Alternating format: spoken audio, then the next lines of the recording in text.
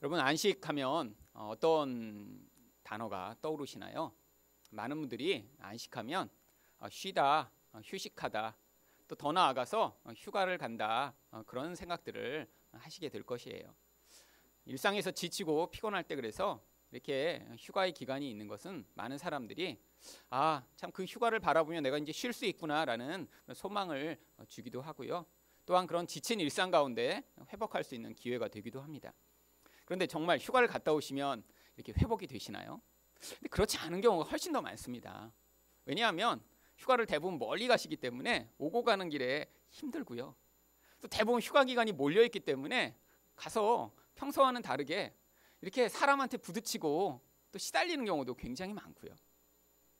또 이렇게 가족이랑 평소에는 일이 바빠서 함께 하지 못하다가 가족이랑 이렇게 한꺼번에 계속 2, 3일을 지내다 보면요, 오히려 싸우고 관계가 안 좋아지는 경우들이 훨씬 많습니다.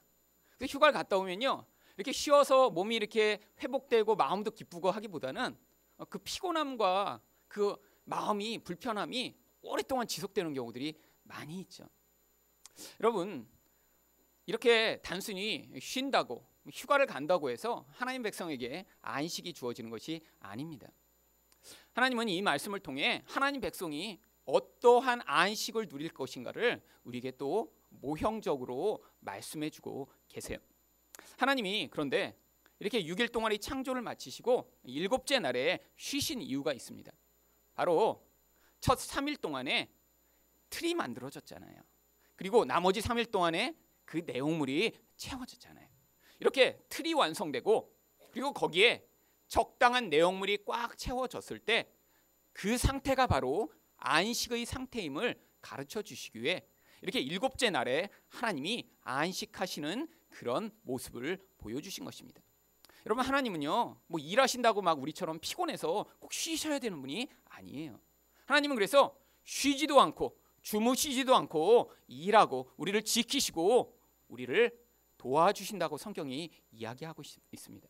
그런데 여기서 이런 모형을 보여주신 것은요, 이제 하나님 백성들이 그런 안식을 누리지 못하는 상태로부터 이제 하나님이 그 하나님 백성의 질서를 제대로 만들어 주시고 그리고 그 안에 성령으로 생명을 불어 넣으셔서 그 질서 안에 생명이 충만한 상태가 되었을 때 그때 진정한 안식을 누릴 수 있음을 보여주시고자 하는 것입니다.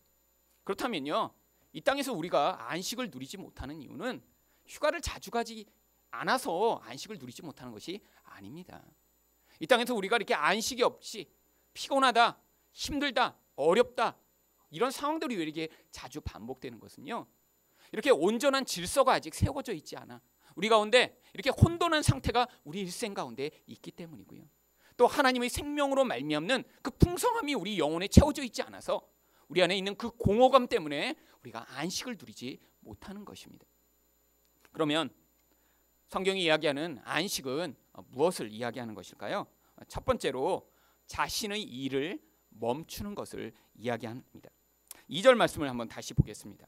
하나님이 그가 하시던 일을 7째 날에 마치시니 그가 하시던 모든 일을 그치고 7째 날에 안식하시니라. 이처럼 하나님이요, 6째 날까지 자신이 계획하시던 모든 계획을 완성하셨습니다. 그래서 하나님도요, 하나님이 하신 그 모든 목적이 성취되고 나니까 하나님이 그 모든 성취된 결과로 스스로 안식하신 거예요. 하나님 백성은요, 이렇게 하나님이 행하신 일을 받아 우리가 그 안식을 누리는 자로 창조된 자들입니다. 그런데 문제가 발생했습니다. 죄로 말미암아요, 인간이 하나님이 그렇게 만들어 놓으신 안식을 누리는 것을 거부하고요, 내가 스스로 하나님처럼 되겠다라고 반역을 하면서요, 스스로 이 안식을 만들어내려고 한 거예요. 그런데 그렇게 인간이 스스로의 힘으로 안식을 만들어낼 수 있는 것이 아니라 인간의 환경 자체가 저주를 받았기 때문에 결과적으로 어떤 상황이 벌어졌냐면 창세기 3장 17절과 같이 아담에게 이르시되 내가 내 아내의 말을 듣고 내가 내게 먹지 말라 한 나무의 열매를 먹었은즉 땅은 너로 인하여 저주를 받고 너는 내 평생에 수고하여야 그 소산을 먹으리라. 인간이 살아가고 있는 이 환경 자체가 저주를 받은 거예요. 그래서요, 예전에는 인간이 이렇게 고통스럽게 살지 않아도요, 하나님이 온 세상에 하나님의 생명의 풍성함을 불어넣으셨기 때문에 그냥 하나님의 백성은 그것을 누리고 즐기면 됐는데, 이제 온 세상 가운데 땀을 흘리고 고통을 스러운 인생을 살아가야지만 그 다음에 그런 생명을 얻을 수 있는 그런 인생으로 변화돼 버리고 마른 것입니다. 세상의 환경이 이렇게 황무하니까요, 인간 안에 하나님의 생명에서 단절된 결과로 말미암는 욕망과 두려움이 생기기 시작했습니다. 하나님의 생명, 하나님이 그 안식의 결과로 우리에게 주시는 그 생명이 우리 안에 풍성한 상태가 바로 이런 안식의 상태이며, 그 안식의 상태에 있을 때는 우리는 만족하고 불만족이 없고요, 고통도 없고요, 이 땅에서 늘 기쁘고 행복할 텐데, 이렇게 생명에서 단절되고 나니까요, 아무리 이 땅에서 우리가 많은 것을 가져도, 많은 것을 얻으려고 해도 그것으로 우리 안에 진정한 채워짐이 없는 그런 상태가 되어버린 것이죠. 그러니까요, 사람 안에 나타난 결과가 있습니다. 영적으로 채워져야 할 생명이 채워지지 않았는데 불구하고요, 인간은 그 영적인 생명을 추구하는 그 추구의 시도조차 이제는 하지 않고요, 눈에 보는 것으로 자기의 육신, 자기의 생명을 얻어내고자 하는 그런 몸부림을 시작한 거예요. 이게 인간이 모두 그 욕망 가운데 매어 살아갈 수밖에 없는 존재가 된 상황입니다. 그런데 이렇게 욕망을 가지고 세상에서 더 많은 것을 내가 가져야지, 내가 더 많은 것을 쌓아야지 라고 살아가는데, 그게 인간이 원하는 만큼 충만하게 채워지는 경우는 잘 없습니다. 아무리 돈이 많아도요, 아무리 내가 많은 물질을 가지고 있어도요, 늘 부족하게 느끼는 게 인간이에요. 왜 그런가요? 인간 안에 있는 바로 이 불만족으로 말미암는 비교 의식 때문에 그렇습니다. 나 혼자 살아가면 별로 비교할 대상이 없어요. 그런데 여러분, 세상 속에 살아가니까 항상 나보다 무엇인가 더 가지고요, 항상 나보다 더 행복한 것처럼 보이고요, 항상 나보다 더 만족한 것처럼 보이는 사람들이 존재합니다. 여러분, 만약에 여러분이 지금 무인도에 혼자 살고 계시면요, 여러분 뭐 좋은 옷을 입으시려고 이렇게 애쓰시겠어요? 여러분, 무인도에 혼자 사시면서 이 주일날은 내가 이렇게 멋있는 옷 이거 입어야지, 해변에 갈 때는 내가 이렇게 비싼 100만 원짜리 가방 들고 가야지. 여러분, 해변에서는 그러실 필요가 없어요. 왜? 비교하지 않으니까요. 다른 사람의 시선 가운데 살아가지 않으니까요. 그런데 세상에서 사람들이 불만족하고 영혼에 뻥 뚫린 가슴을 가지니까요, 눈에 보이지 않는 하나님이 아니라 보이는 사람을 너무 중요하게 여기면서 그들과 비교해서 내가 무엇이 없을 때 거기서부터 불만족이 시작되는 것입니다. 여러분, 이 비교 의식으로 말미암는 이 불만족이요, 사람이 원래 누려야 하는 그 안식을 누리지 못하도록 인생을 몰아가는 그런 원동력이 됩니다. 여러분, 하나님은요, 그래서요, 우리 인생에서 개입해 오셨어요. 하나님이 우리에게 채워주실 수 있는 것, 또 하나님이 우리에게 주신 것으로 만족하는 인생이 되도록 만드시고자 하는 거예요. 내가 남과 비교해서 무엇인가 내게 부족한 것을 내 스스로 몸부림쳐서 채우려고 해도요, 여러분, 그것들을 얻었다고 해서 여러분에게 만족이 주어지는 것이 아닙니다. 사람마다 하나님이요, 각자 정한 분량대로 하나님이 주시는 것들이 있어요. 그것들을 깨닫고 알아 그 안에 머물 때, 남과의 비교 의식에서 벗어날 때 우리는 우리 일을 그치고 하나님이 향하시는 일로 말미암는 그 안식의 결과들을 누릴 수 있습니다. 제가 미국에 이제 유학을 갔을 때 한 이제 1년쯤 지났을 때입니다. 그런데 1년쯤 지나서 이제 방학이 됐는데, 이제 방학 때 다 뭐 할 거냐 서로 이제 의견들이 분분하죠. 근데 이제 미국에 간 이렇게 유학생들이 이렇게 방학 때 주로 하는 것들이 있습니다. 대부분 이렇게 뭐 정말 가정이 여유가 있는 가정들은요, 이렇게 한국에 왔다 갔다 합니다. 방학 때마다. 이렇게 한국에 가서, 그렇잖아요, 외국에 이렇게 생활하다 보면 가족도 보고 싶고 먹고 싶은 것도 있고, 그러니까 이제 한국에 많이 왔다 갔다 하고요. 그렇지 못한 가정들은 이제 주로 이제 미국을 이렇게 돌아다니는 일들을 많이 해요. 그런데 저희가 살고 있던 이제 학교에도요, 이렇게 여행을 아주 좋아하는 가정이 있었습니다. 그래갖고 이 학기가 끝나기 한두 달 전부터 같이 여행할 가정들을 막 모집하는 거예요. 그래갖고 이제 제가 그때 이 보스턴이라는 곳에 살고 있었는데, 이 보스턴 북쪽에 가면 타우젠 아일랜드라고 하는 그런 뭐 우리 이제 소스에 먹는 그 이름이죠. 근데 실제로 그게 1000개 정도의 섬이 이렇게 있는 호수가 있는 아름다운 곳이 있대요. 그래서 그게 캐나다까지 이렇게 연결돼서 아주 휴양지로 멋있는데, 거기에 갈 이렇게 가정들을 모집하더라고요. 그런데 얘기를 들어보니까 되게 멋있어 보여요. 그리고 캐나다까지 가서 이렇게 몇 박 며칠을 막 이렇게 다 돌고 온대요. 그런데 저는 제 스케줄과 상황 가운데 도저히 갈 상황이 아니에요. 그때 제가 쓰던 뭐 그 원고도 마무리를 해야 되고요. 또 사실 제가 이렇게 여행을 이렇게 좋아하는 타입이 아닙니다. 저는 한 3시간 운전하면 피곤해서 한 이틀 쉬어야 되거든요. 근데 거기에까지 한 이틀 정도를 차를 몰고 갔다가 또 계속 차를 몰고 한 2주 정도를 차를 몰고 다닌다는 거예요. 그래서 나는 아니겠지. 저 뭐 다 가도 따라간다고 별로 즐겁지 않겠다. 처음엔 생각했는데 그 가정이 이렇게 다 묶어서 이렇게 여러 가정이 떠났습니다. 그래서 정말 제가 살고 있던 그 아파트에 그렇게 가정들이 다 놀러 가 버리고 나니까 저희 가정만 달랑 남은 거예요. 그래서 그 달랑 남은데 혼자 도서관에 앉아서 이렇게 원고를 쓰고 있으려니까 마음이 불편해지기 시작했습니다. 그런데 나만 이렇게 좋은데 못 가서 이 정말 뭐 하는 건가? 남들은 다 이렇게 좋은데 놀러 가고 얼마나 재밌을까? 막 그런 생각이 드니까요. 더 불행해지기 시작했어요. 그래서 제가 집에 돌아와서 이제 기도를 하려고 앉았는데요. 그 불행하고 불만족하고 나만 이렇게 그 즐거운 것을 누리지 못하는 상황이요. 얼마나 참 비참하든지요. 이 미국까지 와서 이렇게 여행도 한번 못하고 이렇게 골방에 앉아서 이렇게 기도해야 되는 나의 현실이 얼마나 비참하든지요. 그래서 울면서 그 비참함을 하나님께 호소하기 시작했습니다. 하나님, 이게 뭔가요 도대체? 그런데 마음에 그런 생각이 떠올랐어요. 뭐 이렇게 음성으로 하나님이 뭐 이렇게 이승아 뭐 이렇게 말씀하시는 건 아니지만 제가 들리기로는 이승아 너는 그렇게 여행하는 거 원래 좋아하지도 않잖아. 좋아하지도 않는 거를 남들이 한다고 왜 이렇게 따라서 하고 싶으니? 너는 여행을 하지 않아도 너에게 준 다른 것으로 네가 훨씬 더 하나님의 은혜를 누릴 수 있고 거기서 더 쉴 수 있고 더 만족할 수 있어. 하나님이 그런 음성이 들리는 것 같은 거예요. 그런데 그러니까 제 마음에 회복이 됐습니다. 그래서 그렇지. 나는 원래 여행 안 좋아하지. 거기 따라갔으면 아마 그 다음에 돌아와서 한 달 동안 아파서 누워 있었을 거야. 그런 생각을 하면서 그래. 나는 이렇게 말씀으로 묵상하고 기도하고 이럴 때 더 많이 회복되고 더 충족되니까 이게 내가 그렇게 방학이 오기를 간절히 기다렸던 게 학기 중에는 이렇게 너무 숙제하고 공부하느라고 바빠서 말씀도 깊이 묵상하지 못하고 그랬는데 그 시간을 갖기를 열망했었는데 오히려 이걸 방해하려고 이러는구나. 그리고 마음이 회복이 됐어요. 그런데 이게 완전한 회복이 아니었습니다. 그로부터 또 몇 개월이 지났는데요. 이렇게 그래도 남들은 다 이렇게 여행을 간다고 하는데 이렇게 나만 이렇게 미국에 있으면서 여행도 한 번 못하고 미국을 떠나면 너무 서운하지 않나? 이런 마음이 자꾸 드는 거예요. 또 그런 마음이 있으니까요. 주변에 또 그렇게 여행을 다니는 사람들이 와서 김 목사 같이 여행 가지 않을래? 어디로 가면 얼마나 좋은지 모르겠다는 거예요. 뭐 옐로스톤 가봤냐는 거예요. 그랜드 캐니언 가봤냐는 거예요. 그런데 하나도 못 가봤거든요. 그런데 마침 그때 저희 학교에서 이제 세미나가 있었는데 세미나를 저희 학교에서 하지 않고요. 이제 캘리포니아의 샌프란시스코에서 이제 세미나를 한다는 연락을 받았어요.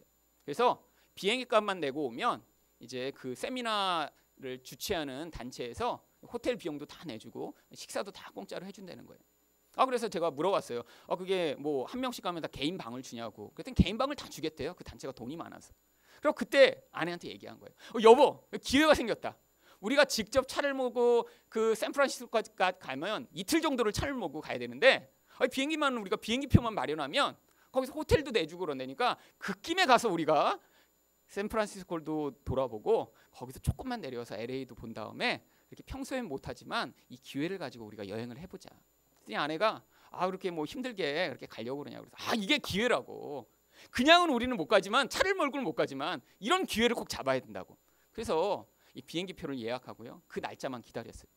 그런데 떠나기 바로 하루 전날 아내가 임신한 사실을 알게 됐습니다. 그때까지 몰랐어요. 근데 정말 하루 전날 임신한 걸 알게 된 거예요. 근데 문제가 임신한 걸 알게 됐더니요. 그 다음 날부터 입덧이 시작된 거예요. 그래서 비행기를 타면서부터 입덧하기 시작해갖고요.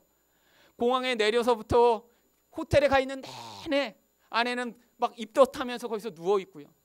그래갖고 교수님이 이제 그 세미나 학생들 맛있는 거 사주겠다고 이렇게 부둣가에 데리고 가는데 그 교수님 차를 타고 가면서 으악 그래서 차가 계속 가서 멈추고 그리고 막 비닐봉지 대주고 그 다음에 또 가다 또 멈추고 대주고 그 상황을 반복한 다음에 세미나 기간이 끝났어요. 근데 비행기는 또 LA에서부터 돌아오는 걸 예매를 해놨거든요. 그래서 샌프란시스코부터 LA까지 내려가는데 원래는 한 대여섯 시간이면 이렇게 차를 몰고 내려갑니다. 이렇게 바닷가 또 이렇게 풍경 좋은 데로 이렇게 가서 둘러보며 내려가려고 했는데 아내가 차를 타면 토하는 거예요. 그래갖고요 이틀에 걸쳐서 내려왔어요. 오다 하셨다 오다 하셨다 오다 하셨다. 그래갖고 아무것도 못하고요 그냥 LA 내려와서 그냥 집으로 돌아왔습니다. 그래서 그 경험을 하고 났더니요 누가 여행? 그럼 안 가도 돼. 마음에 그냥 내가 불만족해서 가졌던 그 모든 게 다 사라진 거예요. 여러분 하나님이 우리 인생 가운데 우리 안에 있는 불만족이 제거되어야 우리가 하나님이 주시는 안식을 누릴 수 있습니다. 여러분 가운데 어떤 분들은요 내가 이렇게 예수를 열심히 믿다가 나를 이렇게 하나님이 아프리카 같은 데 선교사로 가라고 하시면 어떻게 하나 이런 두려움을 가진 사람들이 있어요. 여러분 가운데 특히 이렇게 젊은데 그때 갑자기 이렇게 은혜를 받게 되는 경우에 마음에 그런 두려움을 가지며 은혜를 받는 사람도 있거든요. 그래서 무서운 거예요. 내가 이렇게 더 열심히 조금만 했다가 하나님이 그래 이제 아프리카로 갈래? 이렇게 말씀하시면 어떻게 하나? 여러분 그런데 마음 안에 정말 하나님으로 말미암아 안식하는 마음이 주어지면요 내가 사람과 비교하고 내 상황을 비교하면서 거기에서 불만족하지 않고요 하나님이 주시는 것, 하나님이 인도하시는 것, 하나님이 채워주시는 것으로 만족하게 되면요 여러분 그 사람은요 아프리카에 가 있어도 행복하고 즐겁습니다. 만약에요 하나님의 그런 채워주심이 없으면요 아프리카에 가지 않고 이곳에 있는 것이요 오히려 그에게는 더 고통스러울 수가 있어요.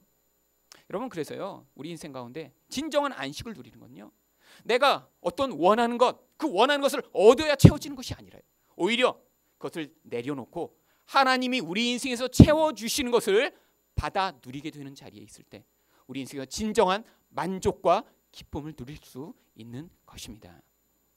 두 번째로요 안식은 또 무엇을 이야기하는 것일까요? 하나님의 복에 참여하는 것을 이야기합니다.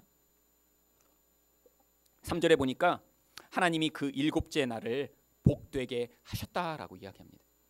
하나님이 그 날을 복되게 하신 것은요 특별히 그 날에 참여하는 자들 또한 하나님의 안식의 복을 누릴 수 있음을 모형적으로 보여주시는 거예요. 이것은 단순히 안식일을 지킬 때 누려지는 것이 아니라 하나님의 백성이 하나님이 주신 질서 가운데 살아가며 그 하나님이 채워주시는 것으로 만족하게 될 때 그 안에서 하나님의 복을 누릴 수 있음을 이야기하는 것입니다. 여러분 성경에서 복이라고 하는 단어가 아주 많이 나옵니다. 근데 이 복은요 다 하늘에서 부어지는 영적 생명을 이야기하는 것입니다. 그런데 왜 이 땅에 있는 우리들이 이렇게 하나님의 복을 받지 않는 것 같은 상태에 살게 되었나요? 바로 죄 때문이죠. 여러분 죄가 들어오면요 하나님의 복이 부어질 수 없습니다.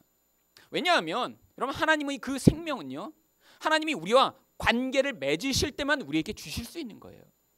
여러분 하나님의 복은요 하늘에서 무슨 복을 어떤 가방에 담아서 우리에게 주시는 게 아니에요. 하늘의 복은 하나님과 관계 맺은 자에게 그 사랑의 관계를 통해서만 흘러 들어오게 되어 있습니다. 그러니까 죄가 들어오니까요 어떻게 돼요? 하나님과 관계가 깨지니까요 그 복이 흘러 들어오지 않아 인간의 상태가 저주받은 것 같은 상태가 되어버린 것이죠. 그래서요 하나님이요 하나님 백성들은요 이제 그 하나님의 복에 참여하도록 만드는 인생의 과정으로 이끌고 계신 거예요. 여러분 하나님의 복은요 물건에 부어지는 것이 아닙니다. 그런데 하나님의 복은 1차적으로 사람에게 부어집니다. 하나님과 관계 맺은 사람, 죄에서 벗어난 사람, 하나님과 친밀한 사람에게 하나님의 복이 사랑의 관계 가운데 부어지게 되면요 그 사람을 통해서 그 영향력이 저주의 상태에 미친 이 세상까지도 영향을 미치게 되어 있어요. 성경의 그 대표적인 예가 바로 요셉의 예로 나옵니다. 창세기 39장 5절에 보니까 그가 요셉에게 자기 집과 그의 모든 소유물을 주관하게 한 때부터 여호와께서 요셉을 위하여 그 애굽 사람의 집에 복을 내리심으로 여호와의 복이 그의 집과 밭에 있는 모든 소유에 미친지라. 여러분 요셉과 하나님이 함께 하셨어요. 그러니까요 그 요셉과 관계 있는 밭과 집에까지도 복이 임하는 거예요. 여러분 근데 우리는 어떤 걸 기대하죠? 나는 죄에서 벗어나기를 원하지 않는데 근데 주변에 있는 환경과 사람들만 복을 받기를 원하는 거예요. 여러분 이거는 기복주의입니다. 여러분 다 우상을 섬기는 사람들이 기대하는 건요 자기는 변하고 싶지 않은 거예요. 자기는 그대로 있는데 그냥 하늘에서 내 환경만 복을 받기를 원하는 것입니다. 근데 하나님의 원리는 그렇지 않아요. 하나님은요, 먼저 우리랑 관계를 맺으셔야 돼요. 그런데 우리가 관계를 맺으려면요, 우리 안에 하나님과 동등된 그런 거룩한 모습이 먼저 나타나야 합니다. 그래야 사람을 통해 복이 흘러가게 되어 있는 거예요. 여러분, 우리 안에서 이 죄에서 벗어나지 않은 채로 만약에 이렇게 우리 주변에만 복이 부어지면 무슨 결과가 나타날까요? 여러분, 그 사람은 반드시 하나님을 떠납니다. 예전에 어느 큰 교회 목회하던 목사님으로부터 들은 얘기예요. 그 목사님이 예전에 아주 능력이 많으셨어요. 근데 이 병 치료하는 능력이 많으셨어요. 그래갖고 그 교회가 아주 갑자기 부흥을 했습니다. 왜냐하면 초기에는요, 이렇게 아픈 사람들이 오면 손만 대면 다 나았대요. 그런데 그 목사님이 그러시더라고요. 그래서 그렇게 병 치료받은 분들이 이렇게 교회에 다 모여 있냐고. 그랬더니 아니래요. 치료받은 사람은 거기 한 명도 안 남아있대요. 지금 거기 남아있는 사람들은 나도 언젠간 치료받겠지? 그렇게 하면서 기대하던 사람만, 아직 낫지 않은 사람만 지금 모여있는 거래요. 근데 그렇게 모인 사람만 천몇백 명인 거예요. 왜? 봤거든요, 그들은요. 그러니까 나한테도 일어나겠지. 그리고 기대하고 그때까지 기다렸는데 그들은 병이 안 나서 아직도 남아있는 거예요. 근데 진짜로 병이 나은 사람들은요, 교회를 다 떠났대요. 여러분, 사람들이 기대하는 복이 이런 거예요. 나는 안 바뀌었어요. 그런데 내게 문제가 있어요. 환경에 어려움이 있어요. 그러니까 하나님께 간구해서 하나님 문제를 해결해 주세요. 그러니까 어떤 경우엔 문제가 해결되는 경우가 있습니다. 그랬더니 어떻게 돼요? 하나님 관계는 아직 회복이 안 됐어요. 하나님을 여전히 우상으로 섬기고 있어요. 그러니까 문제가 해결되고 나니까 하나님과 관계가 끊어져 버리는 것입니다. 그래서 하나님이 사랑하시는 하나님의 백성들은요, 문제가 있는 상태에서 먼저 그 문제를 통해 그 안에 있는 하나님과의 관계가 삐뚤어진 부분을 해결하시고자 하는 거예요. 여러분, 그래서 여러분 안에 있는 그 문제가 먼저 해결되면 상황 가운데 있는 모든 어려움들은 별 문제가 되지 않는 상황이 벌어집니다. 여러분 가운데 그래서 다른 사람은 갖지 못한 어떤 결핍의 문제, 어떤 관계의 문제, 어려움의 문제들을 가진 분들이 있어요. 아기가 생기지 않는 분도 있고요. 어떤 분은 결혼을 하지 못해서 고민하는 분도 있고요. 경제적인 문제 때문에 결핍으로 고민해요. 여러분, 근데 여러분이 먼저 기도하셔야 될게요. 하나님 뭐 아기를 주세요. 하나님 결혼시켜 주세요. 하나님 돈을 주세요. 라고 기도하시는 게 아니라 내 안에 이런 하나님의 복을 받을 만한 그런 준비된 모습이 있는가? 내가 하나님과의 관계에서 삐뚤어진 부분은 없는가? 먼저 살펴보셔야 하고요. 그것을 놓고 회개하고 기도하셔야 합니다. 여러분, 성경에 나와 있는 레아라고 하는 한 여인이 있습니다. 여러분, 이 레아는요, 야곱의 첫째 부인이죠. 그런데 이 여인은요, 태어날 때부터 결핍을 가지고 살았던 여인이에요. 여러분, 성경이 이야기하기를 이 레아는요, 안력이 부족하고 라헬은 곱고 아립답다 이렇게 이야기합니다. 원래 이 두 문장은요, 대조법으로 만들어진 문장이에요. 레아는 알력이 부족하고 눈이 나쁘고 그러나 라헬은 몸도 이쁘고 얼굴도 예쁘다. 여러분, 근데 이게 그러나로 두 문장을 붙여버리고 나면요, 뭔가 어색한 문장입니다. 그렇잖아요. A는 근시야. 근데 B는 얼굴도 예쁘고 몸도 예뻐. 안 되죠. 여러분, 여기 있는 이 알력이 부족하다라는 이 부족하다라는 단어가 원래 성경에서는요, 병들었다라고 하는 그런 뜻으로 자주 사용되는 단어입니다. 결국 레아는 눈이 병들었고 라헬은 몸도 이쁘고 얼굴도 이쁘더라라는 게 그 원래의 의미예요. 여러분, 태어날 때부터 눈이 병든 결핍을 가지고 태어난 여자였어요. 그런데 결혼도 할 수 없는 상황이었습니다. 야곱이 와서 누구를 좋아했죠? 라헬을 좋아했죠. 그러니까요, 이제 평생토록 그냥 결혼도 하지 못한 채로 살아야 하는 그런 결핍된 존재였는데 아버지가 그래도 다행히 평생 자기가 책임져야 되잖아요. 그러니까 속여서 야곱한테 몰래 넣어버린 거예요. 여러분, 이렇게 결혼을 했으니까 나는 평생 결혼도 하지 못할 거야, 이렇게 살던 여자가 이렇게 결혼을 했으면 행복해야 되지 않을까요? 아닙니다. 결혼을 했는데 더 결핍이 심해졌어요. 이제는 구체적인 대상이 아니었는데 이젠 야곱이요, 자기가 아니라 자기 여동생만 더 사랑하는 거를 보는 거예요. 아니, 자기는 덜 사랑하는 정도가 아니라요, 관심도 보이지 않는 것 때문에 고통하기 시작했습니다. 여러분, 그런데 하나님이 거기에서 개입해 오세요. 레아가 기도도 하지 않았는데요, 하나님이 어떤 방식으로 개입하시냐면 지금 레아에겐 결핍된 게 남편의 사랑입니다. 남편만 사랑하게 되면 지금 문제가 해결되는 거 아니에요. 그런데 하나님이 어떻게 개입하시냐면 창세기 29장 31절입니다. 여호와께서 레아가 사랑받지 못함을 보시고 그의 태를 여셨으니 라헬은 자녀가 없었더라. 여러분, 남편의 사랑만 주어지면 되는 레아한테 하나님이 개입하셔서 사랑이 아닌 자식을 주세요. 왜죠? 하나님이 그걸 통해 무엇인가 지금 가르치시고자 하는 거예요. 여러분, 난데없이 아들이 생겼더니요 얼마나 기뻤는지 29장 32절에서 레아가 임신하여 아들을 낳고 그 이름을 루벤이라 하여 이르되 여호와께서 나의 괴로움을 돌아보셨으니 이제는 내 남편이 나를 사랑하리로다. 여러분, 이 루벤이라고 하는 이름은요 보라 아들이다 이런 감탄사가 담겨있는 이름이에요. 아들을 낳고 얼마나 기뻤는지 봐라 아들이다. 왜? 이제는 남편이 그 아들 때문에 나를 사랑하겠지? 여러분, 그런데 성경이 뭐라고 이야기하냐면 33절입니다. 그가 다시 임신하여 아들을 낳고. 무슨 얘기예요? 아들을 하나 낳는데 그에게 결핍됐던 사랑이 오지 않았음을 이야기하는 것입니다. 근데 하나님이요 남편의 사랑이 아니라 다시 아들을 주세요. 그리고 뭐라고 이야기합니까? 이르되 여호와께서 내가 사랑받지 못함을 들으셨으므로 내게 이 아들도 주셨다 하고 그 이름을 시므온이라 하였으며. 시므온이란 이름은요 하나님이 들으셨다 이런 뜻이에요. 와, 하나님이 내가 사랑받지 못함을 보시고 아들 둘이나 낳아서 그것으로 말미암아 남편의 사랑을 얻도록 만드셨나 봐. 하나님이 들으셨구나. 시므온이야 라고 아들 이름을 졌는데 다음 절이 또 뭐라고 얘기합니까? 34절입니다. 그가 또 임신하여 아들을 낳고. 아들 둘을 낳았는데도요 남편이 안 사랑하는 거예요. 여러분, 지금 레아에게 필요한 거는 뭐예요? 남편의 사랑이에요. 그래서 아들이 생길 때마다 하나님 이 아들로 말미암아 내게 남편의 사랑을 주시려고 하시는군요. 그런데 하나님이요 남편의 사랑이 아니라 아들만 계속 주세요.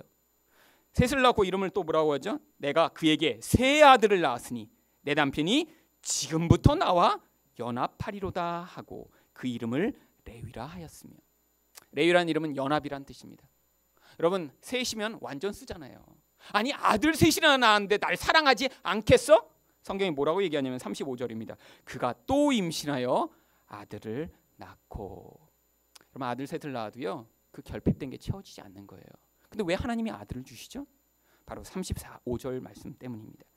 이르되 내가 이제는 여호와를 찬송하리로다 하고 이로 말미암아 그 이름을 유다라 하였고 그의 출산이 멈추었더라.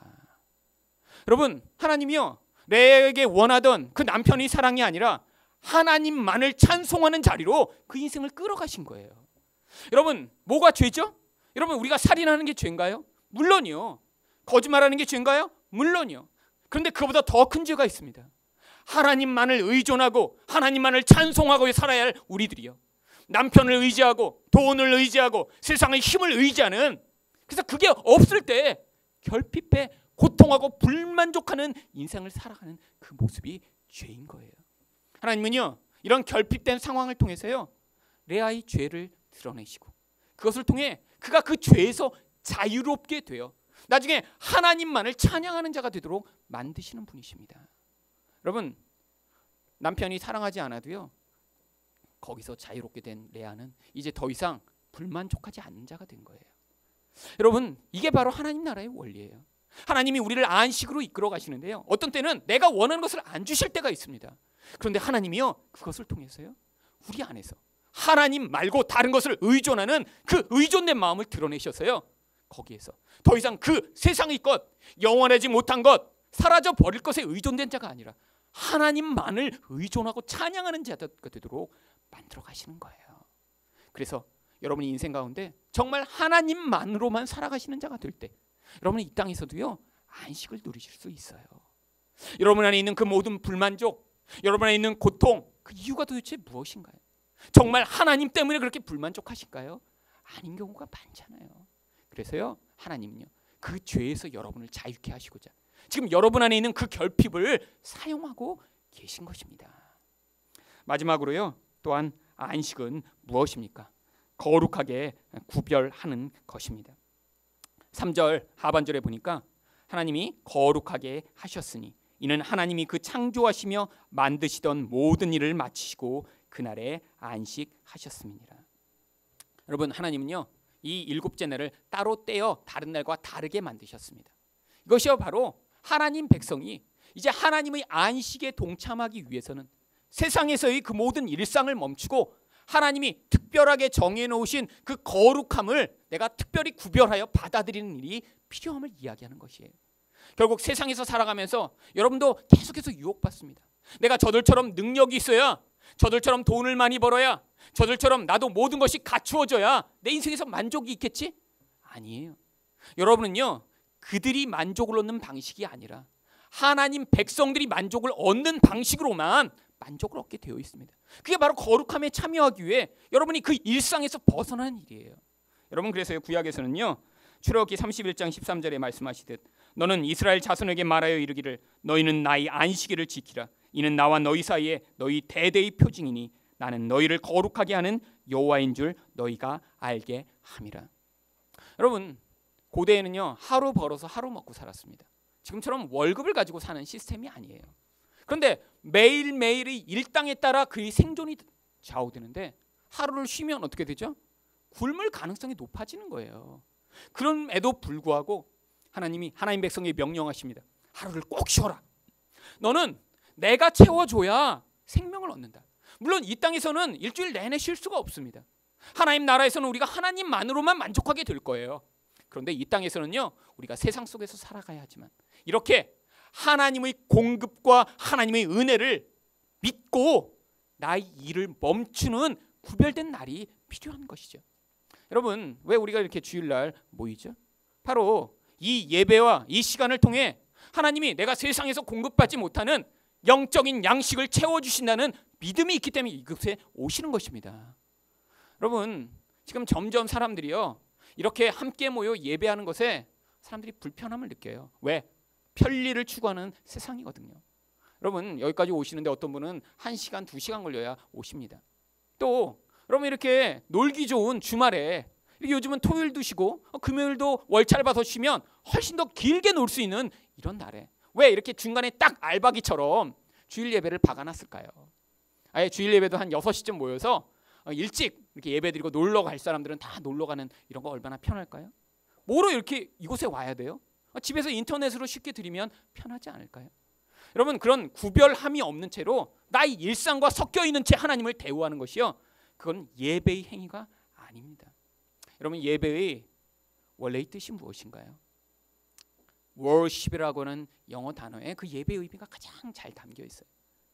worship, worth라고 하는 가치 있는 것, ship이라고 하는 그 자격, 이 두 개가 합쳐진 게 worship입니다. 하나님을 예배한다는 건요 하나님을 가장 가치 있는 분으로 인정해 드린다는 거예요. 우리가 이 시간을 떼어놓는 것은요 하나님이 내 인생에서 가장 가치 있는 분입니다 라고 인정하는 행위예요.